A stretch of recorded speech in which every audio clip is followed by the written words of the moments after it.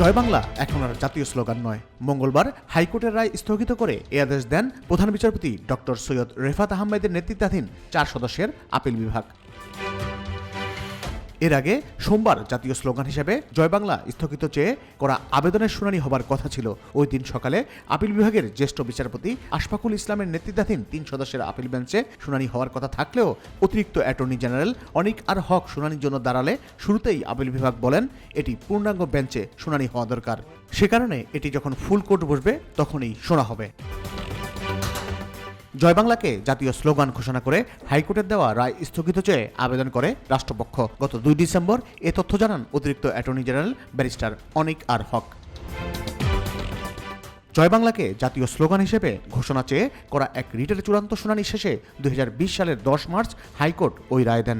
রায়ে জয় বাংলা বাংলাদেশের জাতীয় স্লোগান হবে এবং জাতীয় দিবস, সরকারি অনুষ্ঠান ও শিক্ষা প্রতিষ্ঠানে স্লোগানটি উচ্চারণের জন্য পদক্ষেপ নিতেও বলা হয়। 2017 সালে ওই রিট করেন সুপ্রিম কোর্টের এক আইনজীবী।